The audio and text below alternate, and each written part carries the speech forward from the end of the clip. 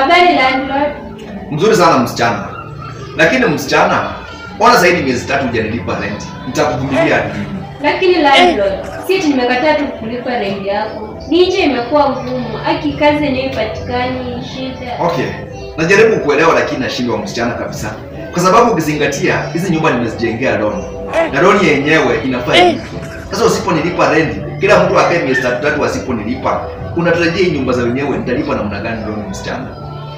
Lakini landlord, naelewa umenivumilia sana. Kesho ukikuja na kupea pesa zangu za miezi 3 na mahali naenda kutoa pesa. Au ukifika tu hivi. Hiyo ndio kitu ya kwanza kukupea before nikusalimie.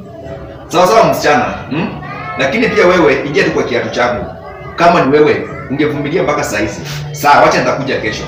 Sawa landlord, kesho ukikuja pesa zangu kwa mkono. Sawa. Sawa landlord. Sasa mimi nimeambia landlord akujie kesho pesa yake. Mimi mwenyewe sina mbele wala nyuma. Sasa rent ya miezi 3 natoa wapi shwali?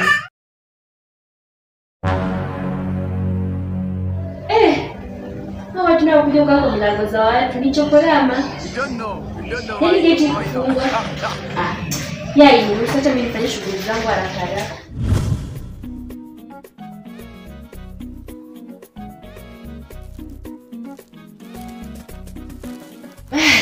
Sasa hapa ndo nimefanya maamuzi mzuri kabisa. Wila ndo atakuja kesho na nikosa. Sijui wa taxi wako wapi. Nilijua tu hii mchezo ndio mnachezanga. Sasa malando nituko gangari sana. Pesa yangu huwezi enda nayo. Nasikia msichana. Simba.